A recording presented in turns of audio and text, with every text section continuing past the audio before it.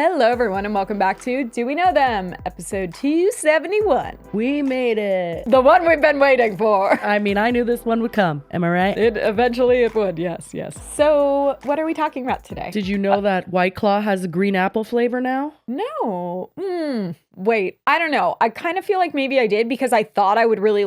I don't know where I would have been, though, that I was getting it. There was one that I was like, that sounds really good. And then I tried it and I was like, this is disgusting. It was probably this one. Sounds like it. It could have been like Coachella or something. I was thinking like it would be giving like green apple Jolly Rancher kind of vibes. It is. But it didn't. It just tasted like medicine. It is and it's not. Like, I think it's definitely giving a forgotten Jolly Rancher in a seltzer cup. Like, that's kind of what it's giving, but I can't tell if I like it or not. And here I am just drinking it. Hated and it. I'll finish it. I ain't no quitter. It was definitely the green apple. I'm like having like vague flashbacks because I remember being very disappointed about it. Yeah. I can't see someone drinking this and being like, wow, no, this is amazing. Yeah, it's definitely not very good. But anyway. I prefer black cherry, which I don't even really like. I love black cherry. That's my favorite. I mean, it's like I'll drink it, but I wish they had strawberry lemonade. Ugh, see, that I won't drink. That I am a quitter Just tastes like juice. There is something about that flavor that is diabolical. Well, anyway, guys, this episode is going to be a lot shorter than our last episode, which was 2 hours and 20 minutes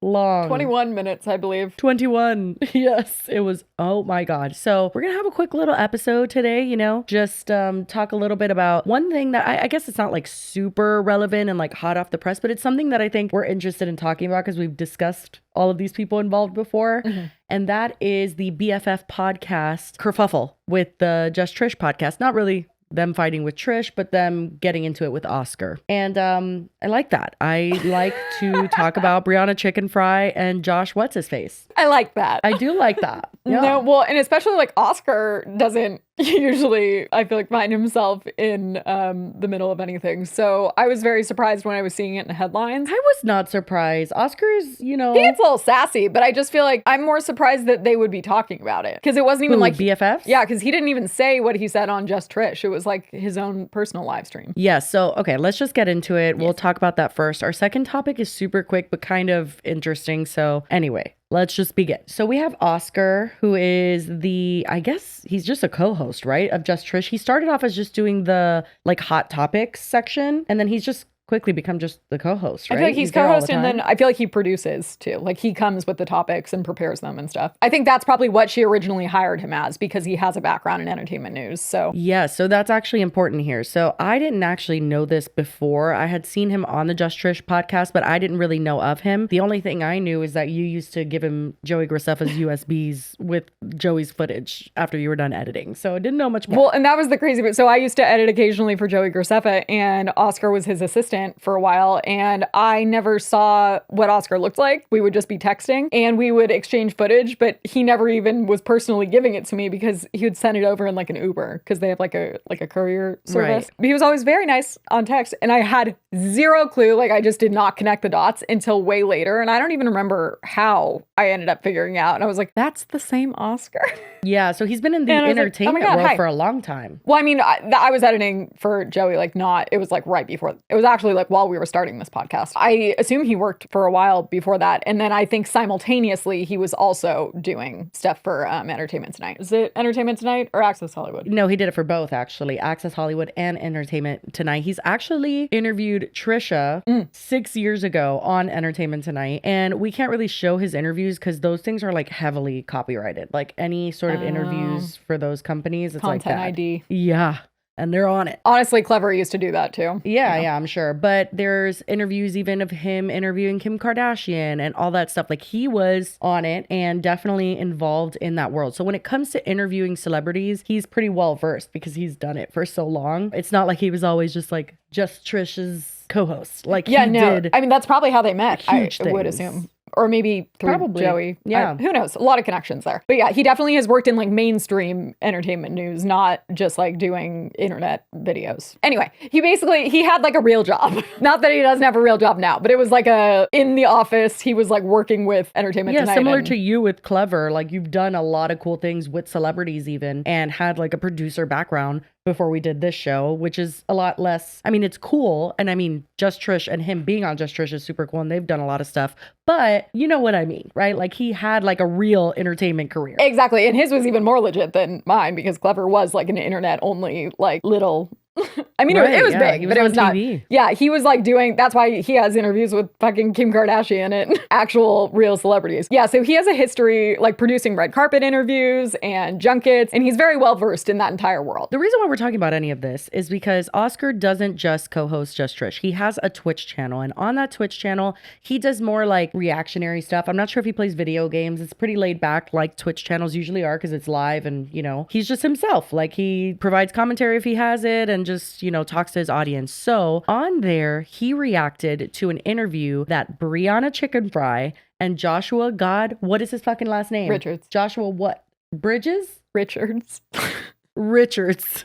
Right, of course. But knew I was that. dying because in the clip that I saw of Trish and him talking about it after the fact, Trisha never knows what his name is either. I guess she never knows what our names. She never knows ours either. That's fine. But it's okay. But she then says that now she looked it up and she knows it now, but then she calls him Josh Richardson. Richardson. Yeah. Oh, see, that's closer than I was. Bridges. It was like, That's well, not that you're close. almost there. And I do have to say, looking at this, I was kind of shocked. So there's a new movie. It's Happy Gilmore 2. Most people have seen Happy Gilmore. Yes. Adam Sandler. They know what it is. Isn't his production company called Happy Gilmore Productions or something like that? That sounds kind of correct, but Right. I also And I think it is. yeah, because And we'll go with it's that. like the older guy like makes a noise in like the little intro thing for it. Yes. I think it's like, oh, yeah. Yeah. Or something like that. Yeah. So Happy Gilmore 2 came out. And when a movie comes out, we all know what a press junket looks like. You know, it is usually the two stars in a room and then like the interviewers kind of like circle in depending on where they're at. And they're there like all day just interviewing with different outlets. And it's a lot. And it's super chaotic for the interviewers because thank God I didn't do it that much, but I have been to a few and they really are cycling them out. Like you get 10 minutes, not even sometimes. And they're like, okay, like let's go. Even if you didn't even get a Yeah. good question in. And that's why you see sometimes they're annoyed and like tired, both Oh, of them. yeah. Either like sometimes you'll see the interviewer is like frazzled and then you'll see the actors are just like, oh, here we go again. Mm-hmm. And if they ask a question that they've been asked 1,000 times, you can tell they're annoyed by it. But Yeah. it's like, that's their first time in the room. So it can easily go pretty wrong. This didn't go wrong. It was just dull as fuck. And it was on the BFF podcast page. So I'm almost pretty sure we can show some parts of it without being copywritten or copyrighted. Strike. Yeah, I feel like they whatever. probably aren't as strict as because we've shown other BFFs stuff. But also, so usually I feel like a very large percentage of the time they're in like the Four Seasons Hotel in LA. But sometimes, especially if they're like shooting on location somewhere, or if there's like for this movie, obviously there's a golf angle. So this one, they're on a golf course.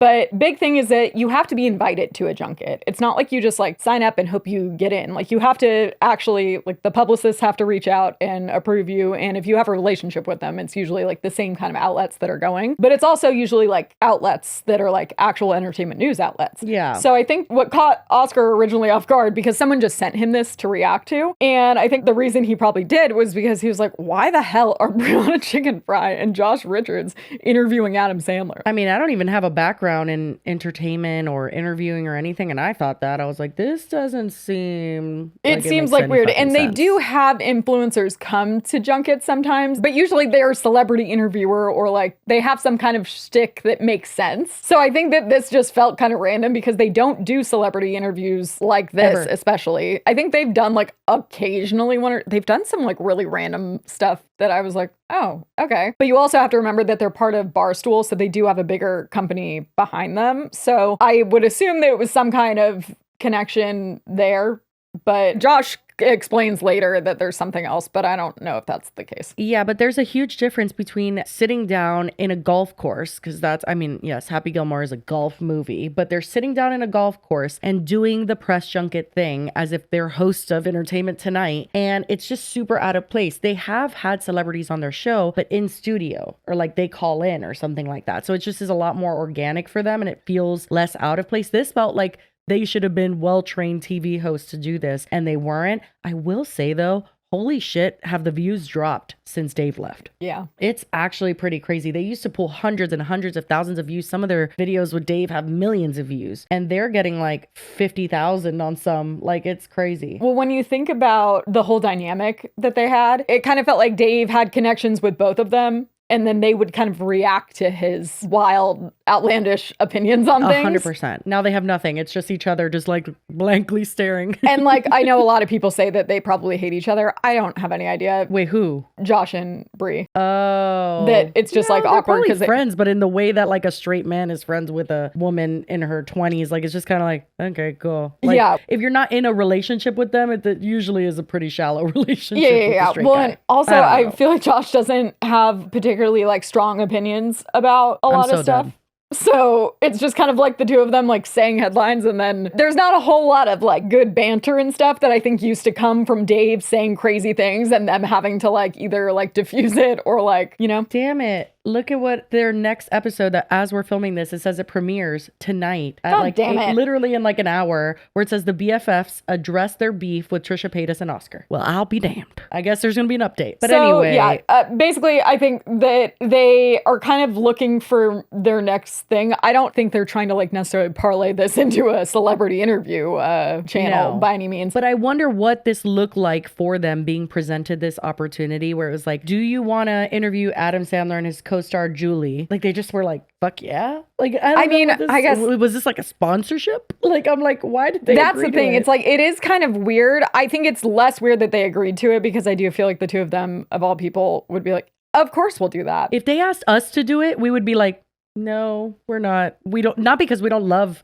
Adam Sandler and Julie Bowen, but it's just like we're not equipped for that. It's going to be awkward. And awkward well, speaking from experience. This wasn't a junket, but we did do an episode and it was miserable. I'm like getting PTSD thinking about it. Seth Rogen and Michael Cera came in and did an episode of Cheat Day with us. And that wasn't even a junket, but it was that they were working with another property that Defy owned that made sense that they were going to do stuff with them. But then since they were already there in the office, the head of the other channels were like, hey, we'll get you even more exposure. Go be on this show Cheat Day. It gets millions of views every episode. Was it bad? Were they mean or what? I forgot what happened. They were not. It was very uncomfortable. Like they didn't want to be there. Is it still up? Yeah. Oh, I gotta watch that. Maybe don't. Okay. Well, no, it was just uncomfortable because it was a very clear example of like the publicists agreed to it and didn't really run it by them very much, and like they didn't really know what they were getting into, and it was so they didn't like the food aspect. The food aspect was just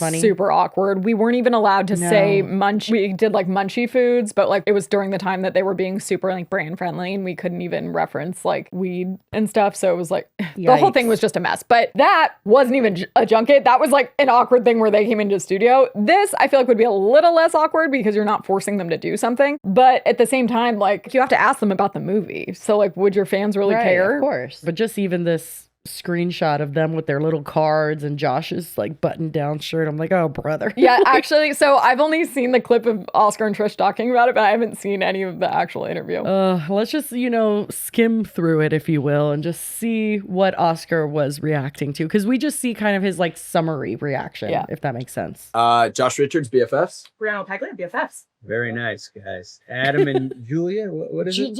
Julie, I got Julia is fine as well. Oh, Julie. Adam. Oh, well, thank you guys for sitting down with us. Yeah. Absolutely. It's Denise and I's pleasure to be here. I love Adam Sandler so much. I really would like to have him come to my barbecues on Saturday. I think he'd have a good time. I don't know. I'm sure he would have a lovely time. All right. Do you guys have you ever heard of a BFFs podcast before? Absolutely. Yeah? Yes. Mm-hmm. I know you did. Yes. Well, I know that they're BFFs now because I talked to them. You found out the scoop before you get going. I like to get in there. Backstory. Get in and get early. Yeah. It goes Adam, you're more of a wing it kind of guy, or I just sit down and let it happen. I like that. And it never goes well. You'll see. That's kind of how we roll. Yeah, you guys what we do better. Are they on a green screen? They might be. Or is this a golf course? I'm so confused. I feel like they're outside just because the audio sounds pretty shitty. I'm dead. That could be them inside too, let's be honest. I think it's just probably weird lighting because it was probably it's blown definitely out weird lighting. And the lighting is so different on either side, so I was just confused. See how bad this goes. Yep. Started off, Adam, how long after the first movie did you know there'd be a second? I didn't expect this to happen. It was like, if you had to put a year on it, I'd say 28 years later, we thought of some idea that made some sense, and we were like, all right, what do you think? And then I called, what the hell is it again? It's Junie. Daisy. I called Daisy over here. God, the audio is trash. I'm going to skip to like the middle, see how the vibe if it picks up or goes down. So is it like a different feeling filming this one compared to the first one? Because calmer. Because we're older, we're a little calmer. We kind of have done a lot of work, so it's just, but it's also a sense of like a responsibility. You want to do as good as you can do. Yes. All right. Who's this? Oh, no. So that's the other thing is like, you could get offered a junket interview and you're like, ooh, that's a great get. We'll have Adam Sandler. But like, then you have to interview the rest of the cast and the director and stuff too. Do you have to include it in your video? It depends. It's kind of like agreed upon that you need to have like at least one video that has like most of them. Got it. Which is nice to do. It's just, it caught me off guard. Sorry. Awesome. Thank you guys so much. You guys are very nice. Good luck. Congratulations. Thank you. I'm glad it's going great for both of you. It's really nice to meet you guys. I'm so dead that he coupled good luck and congratulations. Which one is it, Adam? It wasn't completely cringeworthy, but at the same time, it's just like super basic, like just questions that are not very creative at all. Yeah, that's why I love Hot Ones, because I feel like Sean, like really, it's Sean, right? God, everybody's name I'm fucking up today, but I'm pretty sure it's Sean. I really like when an interviewer takes time to like really, really get deep and be like, oh, wow, like I wouldn't have thought of that question. I like when the celebrity is like, oh, good question. Like that's actually something I would really like to answer. Like obviously there's 2 movies. Did you always know there was going to be a number 2? Like it's not revolutionary. It's not awful. Yeah, they're just very basic. Like usually that's why you have like experienced junket interviews that do a lot of research beforehand and find creative ways to like tie other things in. You're really only supposed to talk about the movie. You're not supposed to like ask them a bunch of like personal questions and stuff. But good interviewers will figure out ways to kind of like weave the movie in, be like, well, this happens in the movie. Tell me about a time that this happened in your real life. And they can get some like good sound bites that would go viral. Right. But Oscar saw this, and because he has so much experience, like we already mentioned, he had more commentary on it. And rather than watch his commentary and then watch BFFs react to his commentary, because the video that we just mentioned is going up tonight. That's the second time they're addressing this. Because I think it's probably doing well too. Yeah, probably. But we're just going to watch the BFFs react to Oscar's reaction of them. All right, guys, top of the line, BFFs Corner. Oscar from Trisha's podcast had a lot of shit to say about us interviewing Adam Sandler. So let's roll that clip. You know what's crazy, dude, is we have never talked about them ever. We only like talk about them responding to them talking about us. And I don't think I've ever said anything bad. I think I've only said nice things. Do you guys have a podcast and not understand how this works? Like, that happens sometimes, mama. They talk about drama too. I'm like, yeah, that's what I was thinking too. I'm like, you guys literally talk about other people who probably never talk about you. You're not only just ever talking about reactionary stuff. Because not everyone is always talking about them. I know. Like, always have to talk about us. I think I've only been nice. Damn. All right, let's go. Let's get into this. I'm going to skip through it a little bit because it's okay. Kind of crazy. It's long. This little boy should not be doing interviews. Okay. I also don't think that Trish and Oscar like talk about them a lot, aside from like the like very big headlines that like everyone was talking about. Oh, probably like the Zach Bryan exactly stuff. And like the Grace and like other than that, they're not like, what are Bri and Josh up to today? Yeah. This is crazy work. This might be the craziest thing I've ever seen in my life. Okay.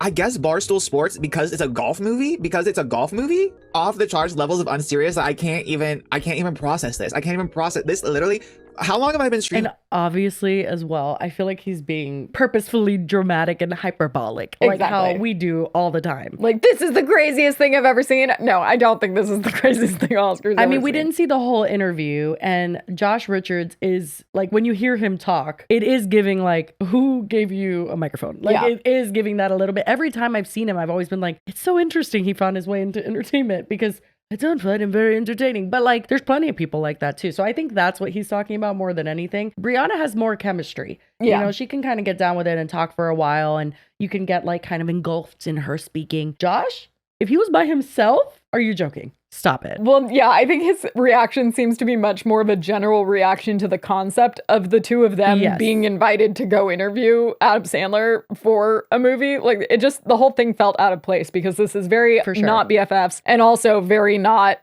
typical for the two of them. You've been holding out this news on me for like 2 hours. Okay, y'all left after the rebrand. Like, when things make sense, like if Brittany Broski was Adam Sandler was on Royal Court with Brittany Broski, or if he was doing the Drew Afualo podcast, I would be like, this makes sense. This is just so random. That's pretty much, he just keeps going crazy, and then he's like, you guys only got it because of Barstool, not because of you guys. He goes crazy That for is true. 4 minutes Yeah. straight. So Wait, I won't Do you put guys through that. do you guys think that it makes any sense to him? I don't think it makes any sense to him at all. Because you know what, I'm going crazy because I think it doesn't make any sense. Maybe guys. Okay. It makes I don't know because I think maybe it doesn't. Oh, brother, this guy stinks. Like, literally. He just keeps... I'm like, we got the joke the first time, Josh. You did not need to repeat it. You did not. Not really the best way to prove that like you're super qualified to be like Yeah. a yapper on the internet. Oh, man, it's a rough watch. Crazy because maybe it doesn't make any sense. Oh, boy. It doesn't make any fucking Okay, sense to me. guys. I can't fucking believe it. That was a waste of 4 minutes. What an entertaining stream. But you know what's crazy, Jay? You know what's crazy is What's crazy, Bri? he said that we only got it because of Barstool.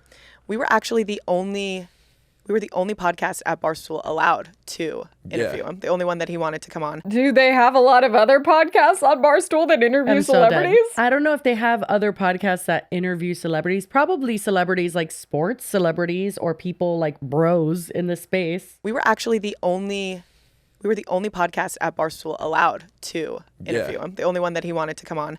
And I have been his biggest fan since college. I've been talking about him. That does not have anything to do with this. Also, isn't Bri only in like she's like not even 30? Wait, so since college? Like 10 years ago? Yeah, it's not not that long even. ago. Adam Sandler's been around for decades. Bro, I should not Big have Daddy? been watching it, but I have seen Lil Nicky. Lil Nicky. I have seen Waterboy. Those Yeah. were Oh, all Waterboy my was one of my fucking, favorites. Yeah. childhood. I know. Those were all my childhood movies. Were all Gatorade. Adam Sandler movies. But also, just because we're both like Adam Sandler fans and love his movies, that doesn't mean we are gonna be good at interviewing him. Maybe it makes would've sense said why no. they did it.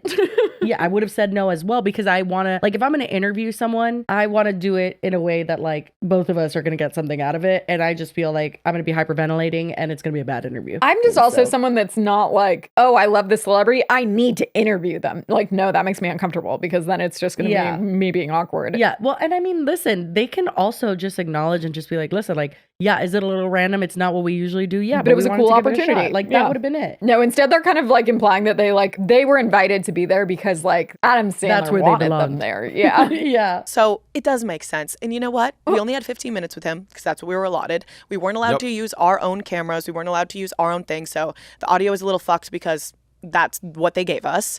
And second of all, it was great. He was amazing. And we're not serious interviewers. This wasn't going to be a sit down. It was about Happy Gilmore fucking 2. And I think he did great. So you know what? Fuck you, Oscar. I think That's it was mean. a great interview. I think it was a fun time. I think that Here comes the parrot. Like, I feel like he just always repeats what everybody says because I feel like he doesn't like form his own sentences. Like if someone, for example, reacted to even our fucking Seth Rogen, Michael Say, like I knew that it was uncomfortable and weird. Right. Like even if it wasn't uncomfortable and it was just kind of like boring, if someone was commenting on it, I would have been like, okay, I know, but like it was a cool opportunity. I'm like, come on, like kind of defend yourself that way, not by trying to be like, it was a really good interview. Great. It was a great time. Yeah, it was great. We did awesome. And again, we saw it. It's not like they did horrible. I don't think they did horrible. I don't think they did great. It was just random, out of place. It didn't perform well on their channel. Because I it's just out of think all place around it on was their not channel. great. That's the whole point, I Yeah. think. And Adam Sandler is not going to be a hard interview for anyone, I don't think. No, he just could talk to a rock. Yeah. we killed it.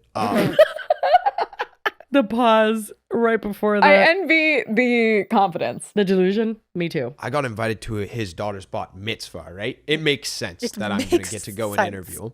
What are we talking about? I was at a bat mitzvah. Where were you, Oscar? Okay, Huh? so if that's true, that could explain how maybe they got it. If it was like it got presented and then Adam Sandler's daughter is a big fan of him or something and like asked him to do it, but like kind of feels like Still doesn't mean it was a good interview. still doesn't mean they killed it. No. Yeah, what the hell, Oscar? What's with this beef? When did I beef with you? Why do we have this? Why is there this negative energy in between us? What's going on? Maybe he I'm all likes- about love. I'm all about love and, So that and was- spreading positivity. It was while she was off camera and it was very quiet, but that's one of the biggest points of contention here for Oscar and Trish when they talk about it is you hear Josh is being like, what's the deal? Like, what's the beef? What's this between us? And you hear Bri off camera saying, maybe he likes you or maybe he has a crush on you. I don't remember what it was. I didn't hear that. Oh, it was 2 that just seconds now? ago. Yeah. When did I beef with you? Why do we have this? Why is there this negative energy in between us? What's going on? Maybe I'm all about love. Maybe he likes you. Oh, I completely missed that. My Yeah. God, the internet never misses anything. Well, and Oscar did not miss it. Yeah, I mean, shit. So you're getting critiqued by somebody, and your first thought is like, well, He's maybe gay. he So likes you. exactly. Yeah. Yikes. Which, like, Okay, that's not I good. clearly, like, she wasn't serious, but, like, it was a homophobic comment and just, like, right, passive like it aggressive, comes yeah. from, it stemmed in that for sure. Over here, what the fuck? This is crazy. This is crazy. It was so crazy, you couldn't even get over how crazy it was. That's all he said. Oh my God. Yeah, I don't know, but go watch our Adam Sandler interview. It's really funny go do it. and it's really cute and It's a good sweet, and he's great. So we He love is, you, he Adam. is. Can't wait to Thanks have for you letting us interview. back on the show one day. It was an honor. I don't I think don't know how Adam to tell you Sandler is this. watching this right now. Not only is he not watching it, maybe his kid is or something, but I don't think this is something you guys are going to like do again. Well, that's Or, my like, whole maybe, thing. like, It's like, it's very not like, often. I don't think they're trying to pivot into celebrity interviews, but that was why it was weird and why he was being, And it was just he out was of place. exaggerating. It wasn't that deep. I think it's weird that they reacted to it. And again, that it was on Oscar's Twitch. It wasn't even on an episode of Just Trish. Right.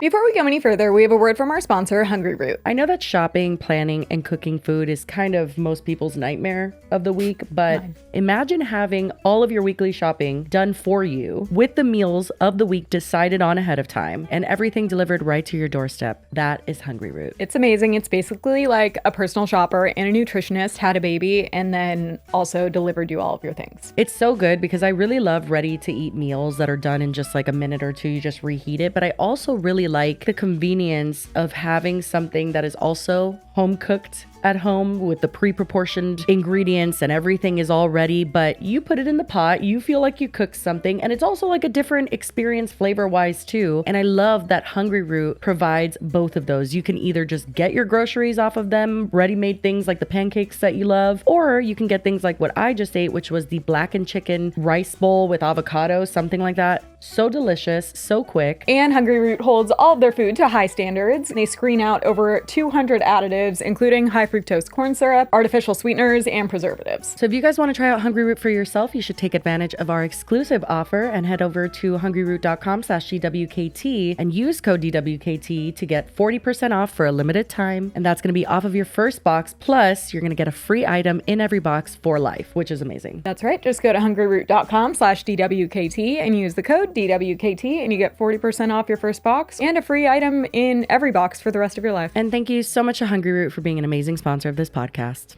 Well, Trish gave Oscar the last 20-ish minutes of an episode to basically address this, and he did. Here we go. Oh my God. Okay, go for it. Yeah, because I know. It's giving the us outfits. during the rug lady thing. When it's like, Yeah, when they you have to just, show I love people. that they dress up so often because Yeah. if you're getting clipped, you look like a fucking. It doesn't even really You faze just me look so anymore. silly. I'm like, Yeah. I don't know who they are, but it makes sense. Slay. it was actually sad. And like I guess I should like preface it by saying that even though you're the one going to go off, because you know me, I'm not articulate with anything. But I was very like triggered, I guess, and that's why I was like, honestly, I feel like we should say something because it's like happening currently, and it feels problematic. And maybe I'm like too in my feels because it's you or whatever, but maybe not. Because then I was reading comments, I was like, maybe not. Maybe I'm not the only one that feels this way. But really, it's about you. So at the end of the day, but I'm here to support. And first, you guys know I would love to like go off, but you go off so much better than I do. You do it more articulately, you do it nicely, and yeah, me, like this episode, I just blab and I have no idea what I'm saying. So I'll chime in where I can, if I can. Something about a shake and go wig just makes me want to shake the table, I guess. A shake and goes crazy. What does that mean? It's like you take it out of the bag, you shake it, and you put it on, I and you go. There is something also very camp about like shaking the table in a cosplay too. I'm like, and unserious. Yeah, which is you in general is pretty unserious. Yes. Yeah. Okay, so to the BFFs podcast. Let's see. So if you guys just don't know, Look at fucking Josh in this picture, for fuck's sake. He's just so silly. He's so silly. I don't know. Briana Chickenfry and Josh, they responded to a clip on their little program from my live stream where I joked about their interview with Adam Sandler. And if Live stream on Oscar's my channel. own personal channel, yes. But it was fine if you were to say it here too. I'm just clarifying that it was on a channel that you were streaming for 3 hours. Yes, it was a 3-hour stream. It was to like 600 people. And in the stream too, I was having viewers give their ideas for hot topics that we would talk about on Just Why Trish. is he bringing him a pillar? Yeah, like what is happening right now? This show is like a fever dream sometimes. But yeah, so in this live stream, it was like almost 3 hours. And we were talking to viewers and they were giving me ideas of what we could do for hot topics. It was kind of like a behind the scenes. I needed a live stream that day. and also needed to prep for Just Trish. I was like 2 birds, 1 stone. In the live stream, someone asked me to react to Briana's interview with Adam Sandler for Happy Gilmore 2, and I was pretty bamboozled and baffled because from a media standpoint, it was just kind of random. Like, it just look at his face in the baffled me. screenshot. And I listen, know. I'm not an influencer. I was just live streaming for fun. It was to a small crowd. It was my one day off. And it's live. And it's live. Reaction is live. It's like your initial reaction. It was captured. Yes, it was my initial reaction. You didn't sleep on it and thought the next morning, like, I need to talk about this. It was just like, oh, Yes. like. It was live in the moment. This is the first time I heard about their Yeah. interview for Happy Gilmore 2. It was also like 2 weeks after the movie came out. So, yeah, it was just a live in the moment reaction. And it was very unserious altogether. Yeah. You know, I was just having a laugh. I watched you talking about it. We hadn't watched the clips last episode. I just had seen clips. I hadn't watched like the entirety of it. I still really haven't watched the entirety of it. In fact, I usually scroll past their clips because Me it's too. like they're like weirdly triggering. And as anything that triggers you, you should probably not watch it. And that's why I was like, even after this, I'm like, I'm always just gonna like go right past because it's actually like so triggering sometimes to watch people. Don't you remember, wasn't there back in the day, Briana, I never know. When she was first starting at Barstool, I think, they reacted to clips from Trisha or something and were fat shaming her. Okay, I don't know. Was Briana in on that? Yeah, or was she it was like like- a Dave Portnoy thing? No, I'm pretty sure she was the one showing a bunch of guys the clip. Oh, well then, Briana, what the fuck are you doing sitting on your podcast being like, I don't know what her issue is with me? I would have an issue with you for life. I think that her defense was like that she didn't say anything, but it was like she was showing people so they were saying stuff. Like she Yeah, was involved. That's pretty bad. Yeah. Briana, you bought her OnlyFans. Yes, I bought her OnlyFans at work because we were watching her YouTube video and she was doing her house tour and we were like, holy shit, she is so rich. Let's see what content she makes on OnlyFans to make this much money. And we bought her OnlyFans and watched it. So then we watch it, and there's this video now of everybody watching her OnlyFans at the Barstool office. So let's watch the video. Yeah. This is She awesome. says whole office. It's like 6 people.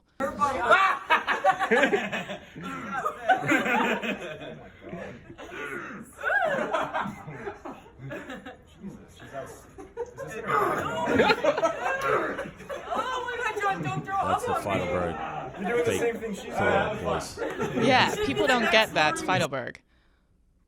All right, Someone so just throw up? what was she doing? Okay, so we were dying laughing because she's doing a house tour, super casual, not being like sexy or sexual at all, and just butt ass naked. She's like, this is my kitchen, this is my couch, but she's butt ass naked. So we're all dying laughing at it. And John Feidelberg, that's his thing. He throws up. So she like showed a little asshole and he like threw up. And it got right, so- spun that we were pirating her videos. So and Trish, body she made shaming her. she made a video response. So let's see Trish's response to that video. Hi. Hello. So, I just got a tweet from Barstool Sports. Hi, Barstool. What's up? How are you? AKA Trash. So, Barstool sent me a tweet that said this girl named something Chickenfry, Brittany. She called me Briana, Brittany Chicken something like that. Wing. He purchased my OnlyFans, and they tagged me in it. She purchased my OnlyFans.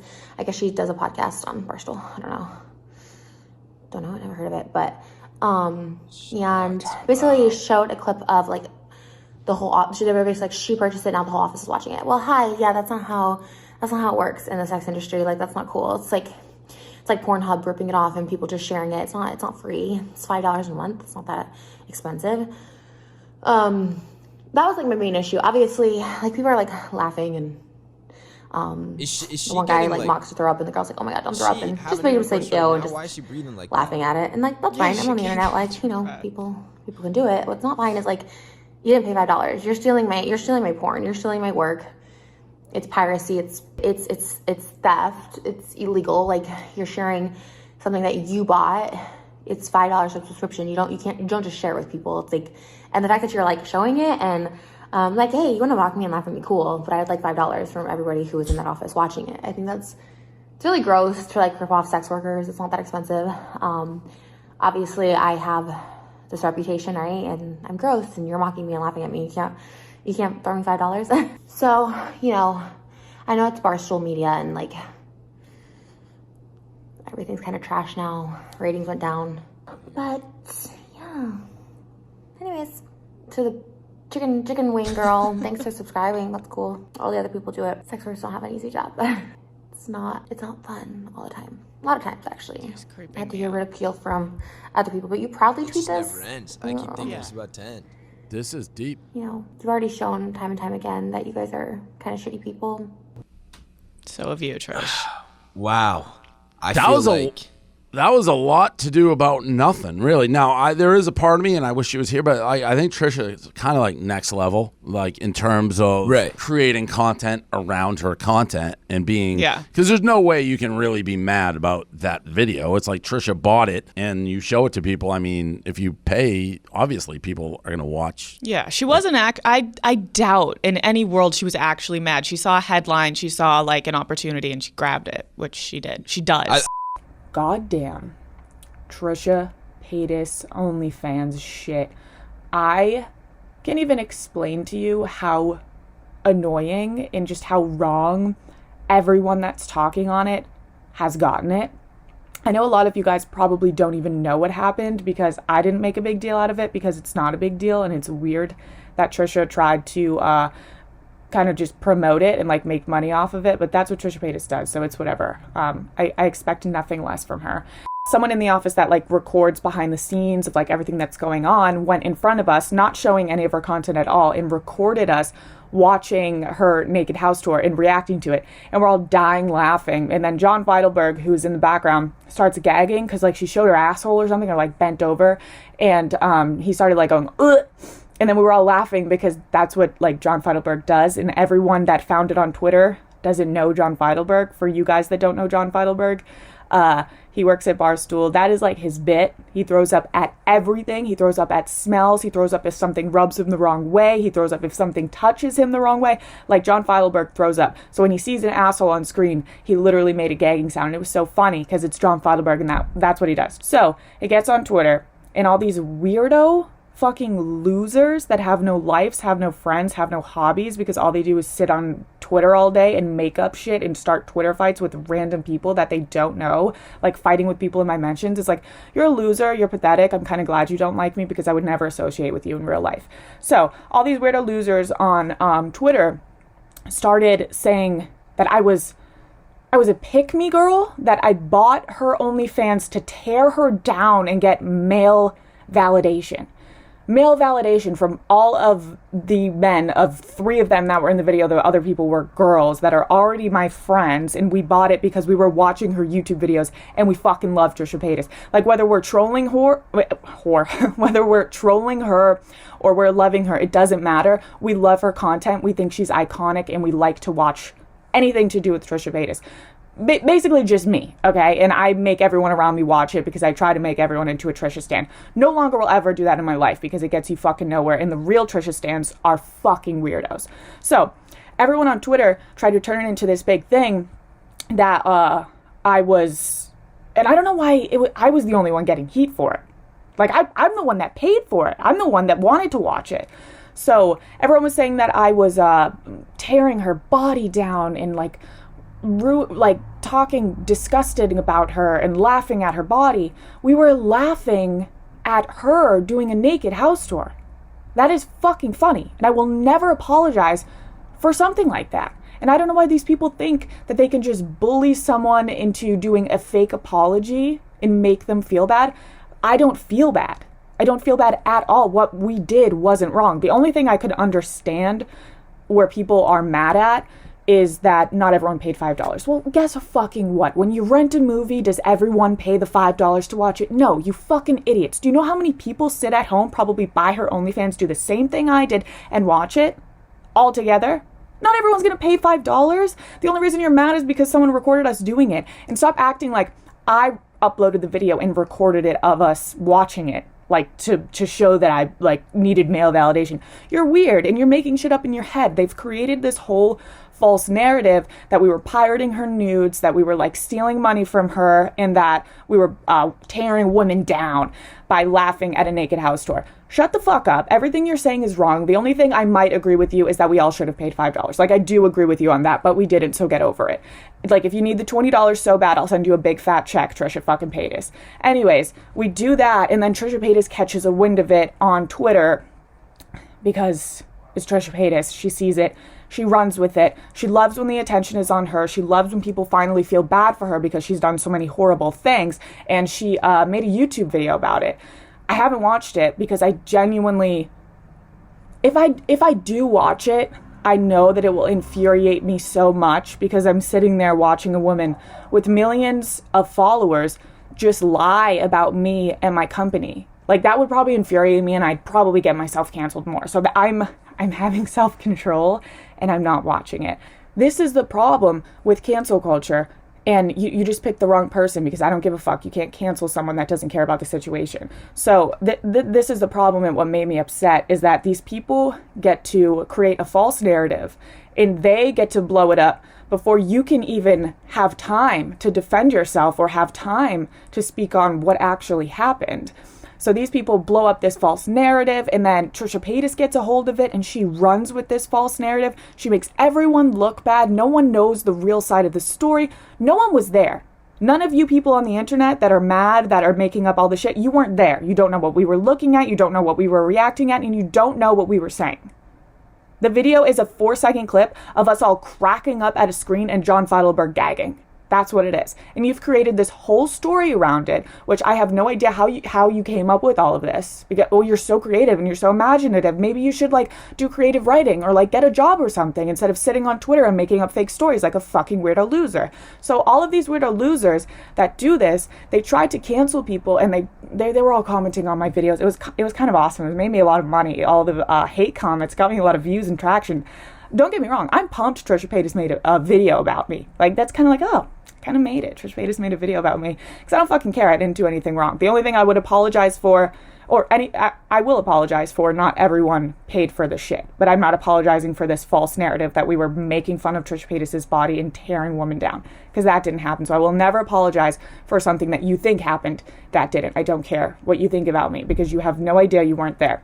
I don't know, 2 years ago, it was like Barstool Sports or something, which is maybe why I have a beef. I actually like Dave Portnoy. I don't know if he had anything to do with this, but there was a video of Barstool Sports employees like making fun of my OnlyFans. I do remember It was that, like two girls and 2 guys. And I'm like, you are so disgusting and sick and twisted. Like, no matter what, no matter how much money I make, no matter the choices I make putting stuff out, it's like, that's me at my like literal most vulnerable shit. That's why I get pissed about anything naked, nude, any stuff like that. Like, yes, I put it out there, and like, that's how I make money, because like, it's just how I make money. Like, I don't know what else I would do without it, but it's like, so gross. Like, you're already putting yourself out there. You're already so vulnerable. Like, obviously, I already talk about so much about my insecurities with my body, all stuff like that. Like, I don't know what it is, why people want to take that moment. Like, there's so many things to critique me for and hate me for, but you're going to take that, like my naked body, and like make fun of me. Like, I just think that's like literally the scummiest of the scummy. It's like, you're so bottom of the barrel. Shame on the women for doing that. I mean, fucking yeah, I was gonna, because this happened in 2019. Already did all this shit. She already made YouTube videos about me. This was a trending topic on BFFs for like 3 weeks. This is the reason she hates everyone on BFFs. She hates Dave or whatever, and hates me. Loves Josh. And confused why she's still talking about this. This was like a whole thing 3-4 fucking years ago. I'm 24 now. She's like fucking 40. I already said my piece. I made a whole bunch of videos on it. I don't know, maybe because I'm getting a little attention in the media now. She wants to bring it back up, which is fucking weird. But pop off queen. Yeah, she like made up a whole story, pretend she didn't know who I was. I bought her OnlyFans. Some guy at work came up to me behind my desk, started recording it, and fucking posted it. Not her OnlyFans, of me watching it at Barstool. I didn't know he was fucking recording me. And that was that. I didn't even say anything in the video. She was doing a naked house tour. So it was funny. And it was trending, so that's why I bought her OnlyFans. I'm still subscribed, Trisha. I'm still paying for that shit. Like I said, 3 years ago. Okay?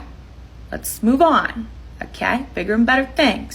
Briana Chickenfry, which I don't think we ever mentioned her by name on the show. But first of all, she apologized. First of all, that's like the most, like, that was so nice. Didn't accept it, didn't even need it. Because here's the thing, like, I'm actually used to people like laughing at me, laughing at my OnlyFans, whatever. And can I be real? Like, she does change looks a lot. So like, when I first knew through BFFs Podcast, we did a Zoom, and like she never popped up on the Zoom. You know, like Zoom only pops up certain people. She never popped up, so I didn't see that. I didn't connect her with this Barstool people making fun of my OnlyFans. I really didn't.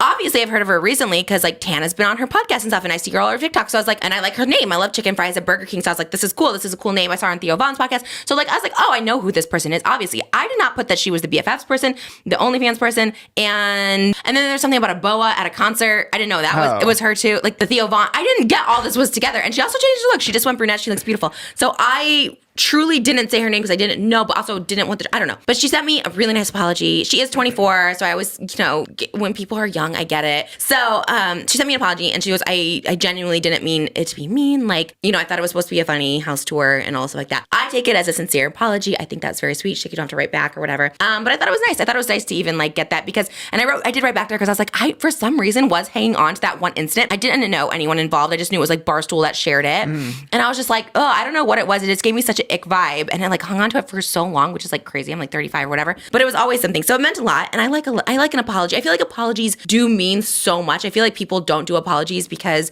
they think it doesn't matter or people get over it. But like it gives you a sort of closure.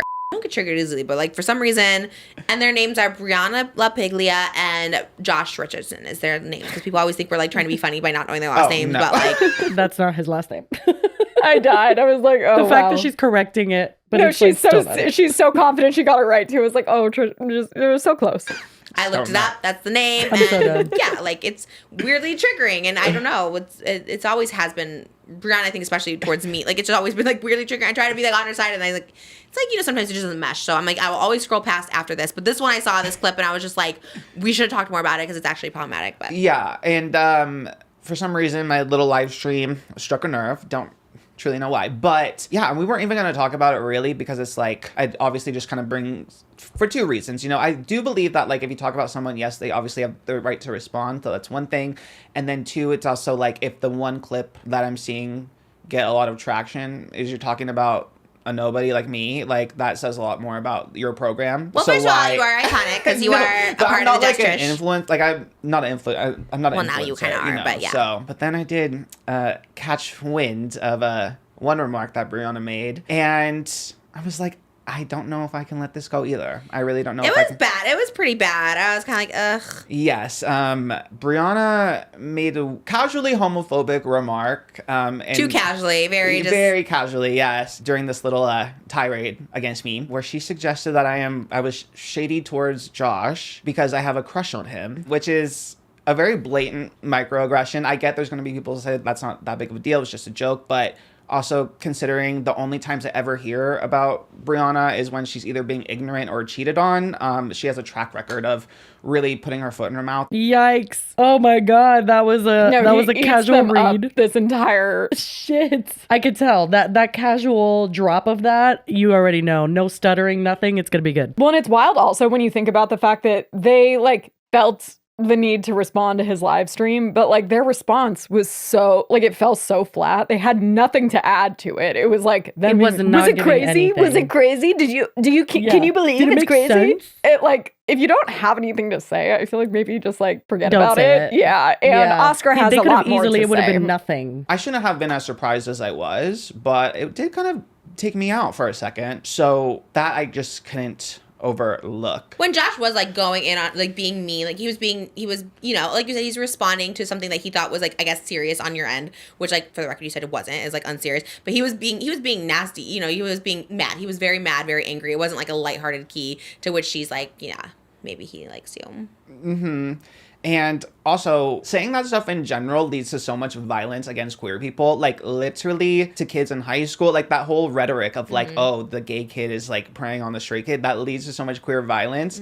And also at a time where literally, the timing of this is crazy, the timing where the Supreme Court is going to be ruling on same-sex marriage, like the whole timing of this, it all put like a really bad taste in my mouth. Yeah, and obviously Briana was making an ignorant, dumbass fucking remark and didn't consider that, but it's just an unfortunate storm. Like they caught Oscar on the wrong day. Yeah. And then he's just like, oh no, I have fucking time. And just the fact that your default like lowbrow humor joke response to that is, oh, that says maybe a lot. he likes you. It's like, okay. Yeah. Or maybe he just like thought the interview was weird. Because it was. Literally. Like that was not even a thought in my mind when I saw him even being hyperbolic or like trying to be like, you know, just being silly about it. That was his first reaction, whatever. Like my first thought, and not even second, third, it wasn't in my brain at all to be like, well, maybe he's got a crush on Josh. No, it was like, actually even the as a joke. opposite. It was probably like, oh no, he just thinks he's annoying. Yeah, well, and honestly, that's pretty valid. I will say though, like Josh, I don't even think heard Briana say that. And No. I can say that because like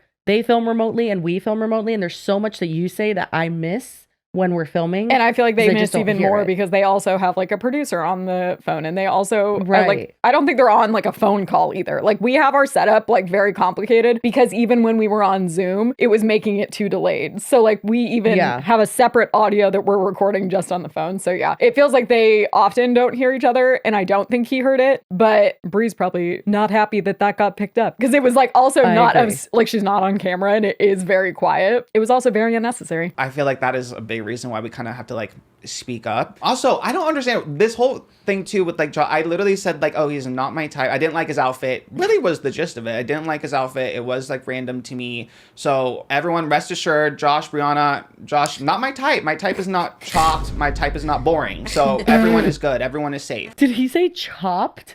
Holy shit. I just chuckled at his blonde spiky hair, but chopped is crazy. I kind of love that, honestly. I think that is what he said. Very positive about, especially Briana and Jen. Yes! The rare time she comes up, despite everything against her, despite my introduction to her being when she body shamed you. Yeah. There you and go. despite So it was her. everything, Which she's like, I never ever talk about Trisha. I was like, girl, every time I bring it up, she always had to talk about that. That was a long time ago. And she's always had very like not nice energy towards us. And we tried to like pass because, you know, as we always say, it's like people do change. She was becoming a little more mainstream, and then the stuff with Zach happened, and we're like, okay, like, you know, we always try to champion the girl. And even in this interview, we're like, I even was like, oh, like Briana maybe should have just done it because she is kind of the front facing one of them. So it was just very much like Josh didn't want to be there. I feel like it's criticism. Like anyone says with me, oh, Trisha's mean to Moses or this, it's like, you know, it's criticism. People like can say stuff about you, whatever. It's not like mean and just like nasty. We're not like body shaming either of them. Yes. And Briana, Cut like 2 seconds ago. Not body shaming, but Oscar just be like, my type is not chopped.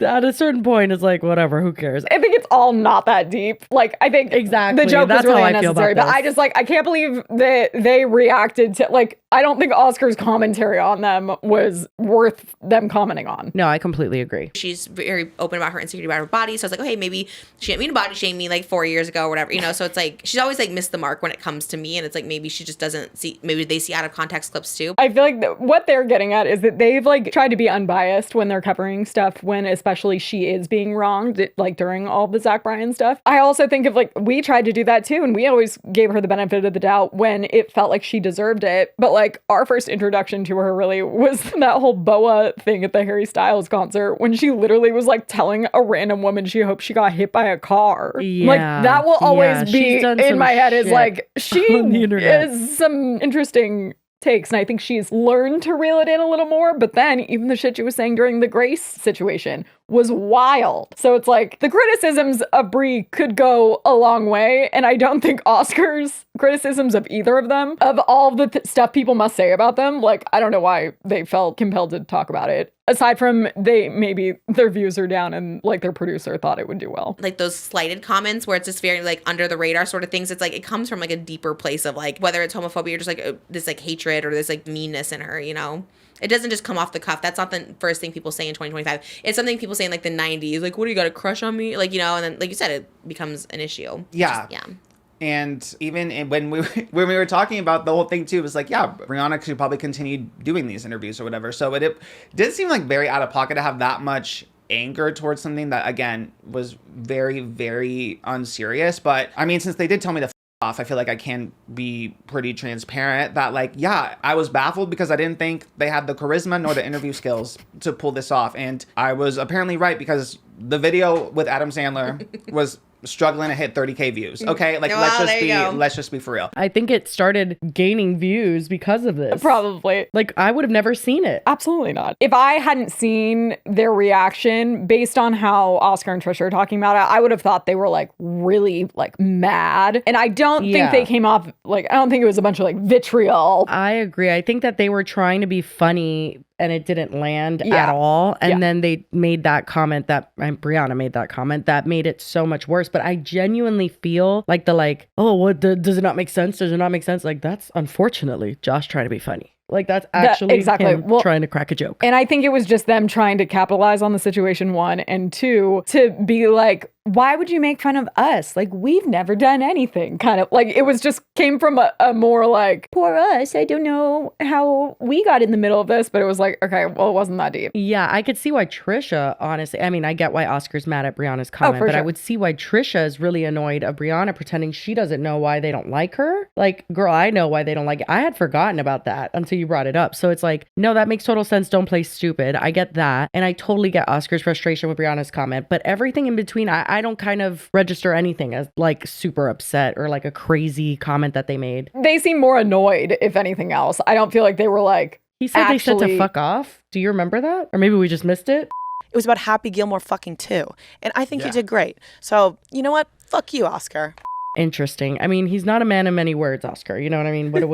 What kind of sign off are we looking for here? No, I understand why Oscar and Trisha are upset for sure. I just am saying that I don't think that it was necessarily as like vicious of a reaction. It feels a little mischaracterizing it. Yeah. Like, even though the Briana comment was totally valid to be annoyed with it and to point it out and like call it out. But I think in general, their segment was kind of giving nothing, to be honest. It kind of gave me the feeling of like someone told them they had to react to it and they just didn't really have anything to say. Correct. I agree with that. You can't argue that. And I get you guys have millions of followers on Instagram, but if people aren't clicking on the video, then people want to look at you, but they don't want to hear from you. And that's just the tea. Okay?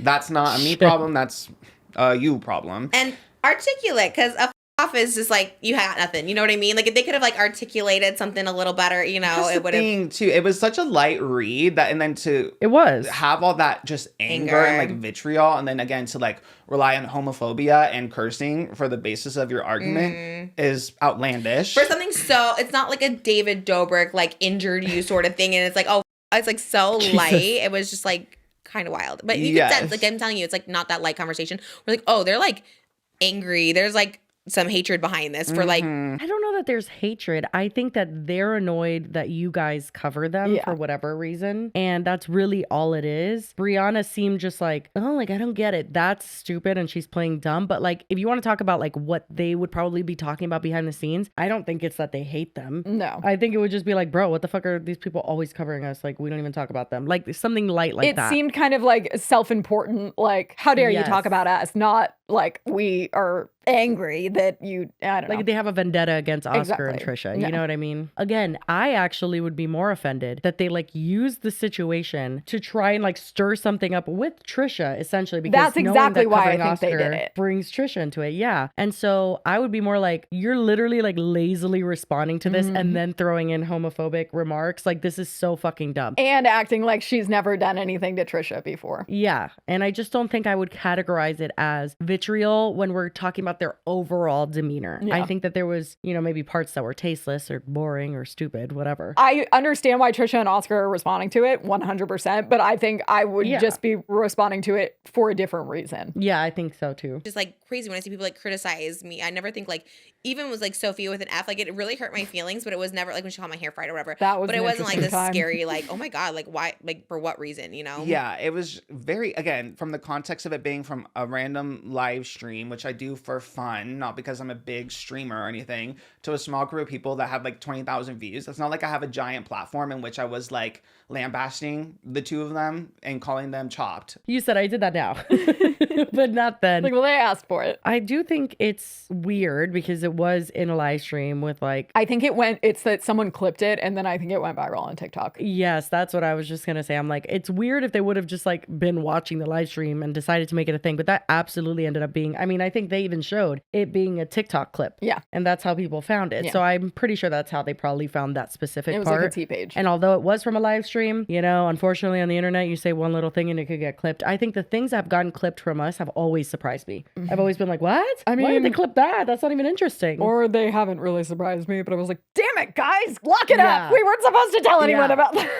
Before we continue, we really quickly want to thank our next sponsor, and that's Rocket Money. Rocket Money, if you're unfamiliar, is a personal finance app that helps you find and cancel your unwanted subscriptions, monitors your spending, and helps lower your bills so you can grow your savings. And Rocket Money has helped me so much with budgeting. It shows all of your expenses in one place. You don't have to categorize anything. It's going to do it for you. And it also shows you how much you spent this week versus last week, last month. I mean, literally, you can have any question that you have about your finances answered with Rocket Money. And it even gives you notifications if you have like a big bill coming up. It's like, hey, reminder, this money's coming out of your account. But my favorite is definitely that I just use it regularly to eliminate all of the free trial subscriptions that are no longer free trials because I forget to cancel them. Yeah, if you go on Rocket Money and see a subscription that you no longer want to be subscribed to, Rocket Money is going to actually help you cancel it. So you know all those subscriptions that make you jump through a hoop to cancel? Like, are you sure? How about this discount? What do you want? Please don't leave. Yeah, that's no longer a problem. And they'll also even try to negotiate lower bills for you. The app will automatically scan your bills to find opportunities to save and then goes to work to get you better deals. Rocket Money's 5 million members have saved a total of $500 million in canceled subscriptions, with members saving up to $740 a year when they use all of the app's premium features. So cancel your unwanted subscriptions and reach your financial goals faster with Rocket Money by going to rocketmoney.com/DWKT. That's rocketmoney.com/DWKT, rocketmoney.com/DWKT. And thank you so much to Rocket Money for being an amazing sponsor of this podcast.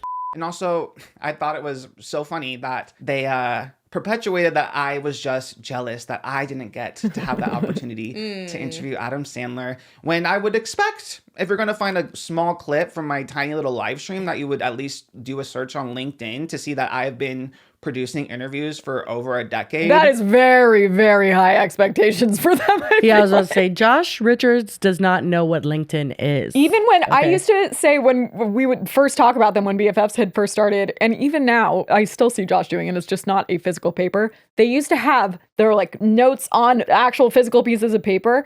And they would be interviewing their friends, and they would still, like, Josh would be like shuffling through. I'm like, the question he asks is like something, it was like very, like, he already knew. Like, no, you know that Josh is the kid in school that when you do popcorn reading and it's his turn. What line? Like, not Josh again. To be fair, I hated popcorn reading too, but I would not have for a second expected them to do any extra homework. Yeah, they're handed a piece of paper. I don't think Bri and told does either, for the record. No, I think they probably get handed their little cue cards, and then that's pretty much it. And hosting Kim Kardashian, and just you don't even want to go sometimes. Exactly. And won an Emmy for producing celebrity interviews.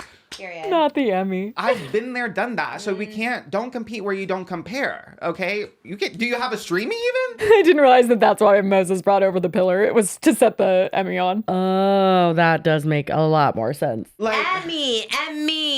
Yes, for journalism. For producing celebrity interviews. I've been doing this for literally 12 years, okay? To insinuate that I'm jealous of your one opportunity to cover a junket, it wasn't even an exclusive anything. No, I was just gagged because I thought the opportunity could be used better, and I was gagged from the media perspective, the PR perspective of it being a failed activation, because again, it struggled to hit 30,000 views. I don't think you are the reason why Happy Gilmore 2 was a success. It wasn't Chicken Shop Date, it wasn't Hot Ones, it wasn't the Rizzler playing Mario Kart with the cast of Abbott Elementary. It was a nothing burger. I do agree with that. As much as it wasn't horrifying and the worst interview ever, it was nothing and it didn't perform well. And that's kind of what I got from it too. I saw it and I was like, okay. And then like, who called in the favor? Yeah, like, I don't know how you guys got connections to do this, but slay on, I guess. Yeah. But again, for the movie, that shouldn't do anything. Absolutely not. No difference. And I mean, I feel like when people get criticism, that often is the immediate reaction. And we've gotten that a lot when we've talked about people that for example, that they had viral moments and we're like, they're just jealous. They're just clout chasing me. And we were like, what's your name again? Yeah, like I call you by a nickname we made up. Yeah, so and also like about. we're not you like if we wanted clout, we could find it in ways that don't involve covering one-off viral moments on TikTok. But like it makes sense to me that that would be their reaction because that is how a lot of people respond to criticism because they're like, oh my God, how dare you? You must just be jealous of me. And it's like, no, sometimes people just have valid criticism. Yeah, and I will skip a little bit towards the end so that we can get through this. But he's doing a really good job. I mean, he's not stuttering. Josh, as we know our opinion about him. I don't know if there's hope for you, but Briana, there is some. Maybe there is. I don't know. I'm not trying to get invested in it, honestly, because I'm the same way. It's actually, that one actually pissed me off, the way it was said and the way they said it and stuff and how there's ways to like criticize, there's ways to talk about hot topics and gossip and gag, but I do think, yeah, there's some things that, just cheap and just... By the way, though, I do want to just read the title. It says, Addressing Briana Chickenfry and Josh Richards' Unhinged Tirade. I think that's a bit much. Like, I get it. I'm in the podcasting business. Okay, we've had to do a clickbaity title or two in our day, but that is complete clickbait. Yeah, I mean, I don't know. I think just now it's gotten turned into something that it wasn't. Yeah, and now they're going to respond. Like, BFFs is going to respond. I'm like, oh, brother. Well, guys, let's put this to rest. Again, bring up the homophobic remarks, bring up whatever, and then we can all just be on our day. I mean, I do like that he read them to filth a little bit. I think that they can, both, in the words of Shane Dawson, use a slice of humble pie. But, like, I just genuinely, like, I feel like it's all unserious, minus the homophobic thing. Yeah. I'm just, let me just be clear on that. And I do find it ironic, though, that Bri and Josh, their whole, like, kind of vibe about it was like, who are you, Oscar? Like, talking about us kind of situation. When in reality, it's like, but you're talking about him now just to get more attention. No, now it's yourself. Just a clusterfuck. It's like, what, you're using him for the exact thing that you're trying to be like, he's jealous of us. It's like, well, I'm sure they're probably jealous of the Just Trish podcast. And then when you find out that Oscar has like a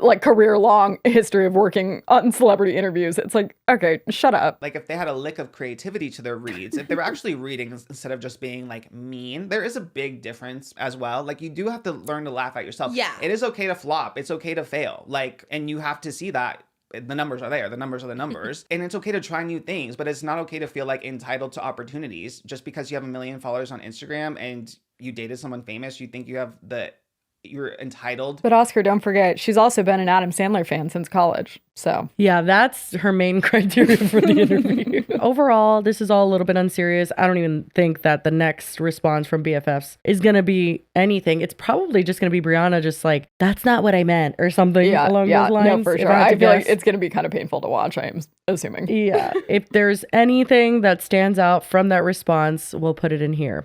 Hey, girlies. It's me, here for your update for this episode, because isn't there always one? This update happened literally right when we finished filming. Briana Chickenfry and Josh Richards have responded to Oscar and Trisha, and I'm going to play some of the response. And I have a few comments that I will be interjecting with, but just before we even start watching it, I am so curious how this show's production goes. Like, I know people shit on us and say we don't research sometimes, but like literally it feels like they were handed these pieces of paper and this is the first time they're reading it and the producers are just like hoping that they'll have some commentary, but like I don't understand what the podcast even is anymore. Like this is ridiculous. But I digress. Let's watch and I'll interject.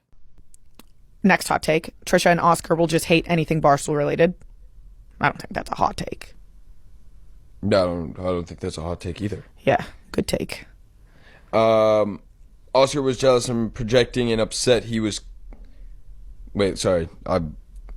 Oscar was jealous and projecting and upset he was called out for it. What the fuck is this writing? What called out for it? What is it? What is this reading? What you read makes sense. Whether it's factual or not is definitely up for debate. But again, I ask, what are they reading from? Did a producer write that? Because if so, wow. Josh doesn't seem to understand what it was supposed to say was that Oscar was jealous and projecting and then got mad when he got called out for it. The it is that he was jealous and projecting. I don't agree that he was jealous and projecting because that's bullshit and he was actually just giving you criticism because you guys don't interview celebrities and it didn't make sense. But whatever your producer wrote on that paper, that actually does make sense. And I think it's crazy that they keep it in where he's like, what the fuck is this writing? When made perfect sense. Oh, he freaked out that so you know how, but they're only mad at me for it. You know how he was like literally attacking you for no reason, and we talked about it at the Adam Sandler interview? Oh, yeah. Yeah, he like went on a tangent and like flipped the fuck out and like are sending his fans after me. For what? Why? He was like, where's all this animosity coming from? Like, did they not discuss it all before they were filming that this was going to be one of the topics? Like, this is wild to me. He was literally like bullying you for no reason. So I stood up for you and like we barely said anything. And then he like flipped out about it. I feel like we were like, were we not like, why is there all this hate? We're not hating? Yeah, we were Was like, that not our response? We never talk about them unless they talk about us. You know what I mean? Like we never. Didn't we just say like, yo, we got an interview and we went and we took the interview? Why would we say no to the interview? What, we're going to be like, no, we don't deserve this. Yeah. I mean, I was like, what the fuck is that shit? What are we doing here? Well, the thing is that's not what you said, because that would have been a normal response. You could have been like, we're not celebrity interviewers, but like it was a cool opportunity and we didn't want to pass it up. That's not what you said. You literally acted like Oscar was jealous because you guys are so fabulous that you got invited. No one else at Barstool got invited, but you guys did. You acted like the reason he was criticizing wasn't for any valid reason, which it was, because you guys are non-experienced interviewers, and it was a weird fit that didn't really make sense for the BFFs podcast. But no, instead you guys just decided to act like he was jealous. There was absolutely no criticism to be had, and that you killed it. This isn't like a drama TV show. We're gonna say yes to the interview when we have the interview. We're not like gonna like, I can't do it. I know. I think, and then I was like, well, fuck you, because he was making fun of you and your shirt and saying you didn't deserve it. You're the last person to like get it. And I was just like, fuck you, dude. Why are you being so mean to Josh about this? What the fuck? I don't even know Oscar. How can we have this beef? We've never talked about Oscar ever. How can we only have if this he's beef? talked about you or me? Like it's so crazy. This is wild.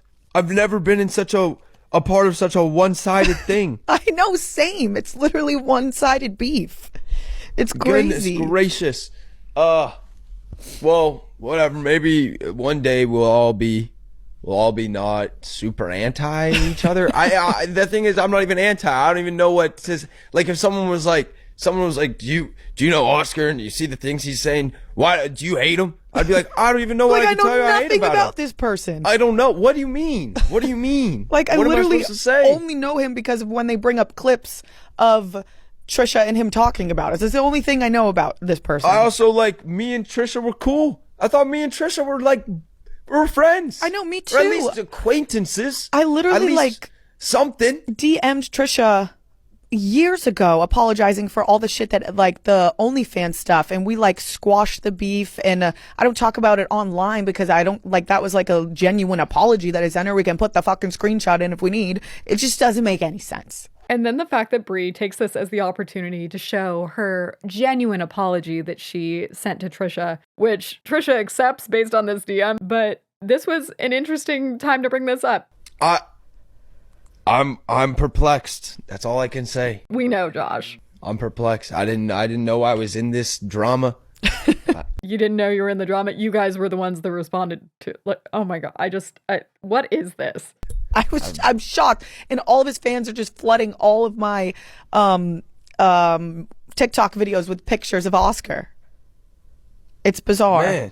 Man, well, I don't know. I don't want to be beefing for no reason. I know, it's so stupid. If there is a reason, bring on the beef. First of all, it wasn't that big of a deal. No one knows why you were responding to it to begin with. And then you guys basically imply that the only way that this made sense was that either Oscar was jealous, even though he has an entire career interviewing celebrities, or then there was the alternative that Bri offered up, which was, he probably likes you, which, yes, is a microaggression. That's homophobic. But let's see what they have to say about that one. Wait, Oscar has a crush on me? Oh, they're saying I was homophobic for saying that. Maybe he has a crush on you. I think that's what we said when we were talking about it the first time. That's what we said, Bri? Pretty sure that's what you said. I don't even think Josh heard you, to be honest. But it's actually funny because her saying that in this clip reminded me of something. I was like, why do I feel like she's done that before? And it's because she has. When she got a bunch of shit after she made some comments about the Menendez brothers, when she was addressing it the next episode, it was when she still had the podcast with her and Grace. This is how it started. And I had the same reaction. We said that what people are mad about is, and I understand what people are mad about it, is we were like, just run, or I said, run away. Why don't you just run away first? She does clarify in that one quickly. This one, there's no clarification. Because he kept talking about Josh, and then you were like, oh, maybe he just has a crush on you. Yeah, apparently that's homophobic. Apparently that's homophobic? No, it is homophobic. Like, it is. Objectively, that's like a known microaggression. So I don't know why you're acting like people just like pulled that out of their ass. But I would say that about if it was a girl talking about you. It's like when you bully the guy that you like in middle school. Yeah, how would that be? It doesn't seem like anti-gay. No. Grasping at straws. The irony of her saying that they were grasping at straws when literally the only reason she even made that comment is because they were grasping at straws, instead of just like admit that it was a little weird and out of place that they did an Adam Sandler junket interview. They had to find reasons why apparently Oscar had this like vendetta against Josh or something, which actually was just because he had a crush on him. Like, shut up. So that's all that they addressed on the podcast. But one day ago, also Bri posted this TikTok that I'm about to play, and I don't know if it's about this situation directly, but it kind of feels like it is. And even if it's not, it just feels very ironic. One thing about me that you literally couldn't beat out of me is I do not give a fuck what anyone thinks about me, what anyone has to say about me that doesn't know me or hasn't met me. Never have, never will. Because you know what? It doesn't matter. It doesn't matter. They don't know you. Have you ever sat down on a couch with me and had a conversation? No, you cannot have an opinion on me. If I don't know you, why the fuck would I care what you have to say about me? I don't even know that you exist. In what world, in what atmosphere, in what galaxy would I give a fuck about someone that doesn't know me? Don't waste your energy on things that aren't worth your energy. You only have so much. Seriously, it's crazy to me. And I promise you, it makes your life so much better. I don't know how I was instilled with this, but thank fucking God my parents made me this way. It's actually give a lot of fucks about what people think about you. So I don't know if this had the desired effect. Anyway, that is it for the update. Back to us. Bye. Ultimately, that's pretty much it. That's the Just Trish and BFF podcast beef. And it might just be the most random beef of all time. Yeah. I'm just so confused. And it's just all stemming from their boring ass Adam Sandler interview. It's just like, what is happening? Honestly, did the interview favors, because I'm sure now it has much more views. No, it literally does. It has like almost the same as their podcast views. And I'm like, sure normally. Adam Sandler now still has no idea what's going on. Yeah, I don't think he knew what was happening. No. But bless him, kind guy. One more note that I did think was funny is that like they did give off the vibe that like, who's Oscar to be talking about us kind of situation. But then all the fans of Oscar went over and started spamming Bri's comment sections with just pictures of him. Oh yeah, no, it's not just pictures of him. It's pictures of him interviewing celebrities. It's hilarious. Him with Taylor Swift. Oh my God, but I think it's all mainly the picture with Taylor Swift. Oh my God. Or is this all? No, this is not the same person. No, they're all different. It's just him and Taylor. What the? Oh my God. Why that one picture? I think that's his profile picture on something. Yeah, so I thought that was a funny touch because it's like, again, they acted like they were like much better than him kind of. And then it's like, oh, maybe you should have Googled. They don't know how to do that. Anyway, moving on to the next topic. It's a really quick one, but it involves someone putting something on social media that got them fired. What? And I think that's interesting. Yes, never. Should never be them. I actually am so used to seeing this now, but it's usually those people that like, I remember one guy was showing how like something was made in fast food and it was like pretty gross and he got fired. And I'm like, well, no shit.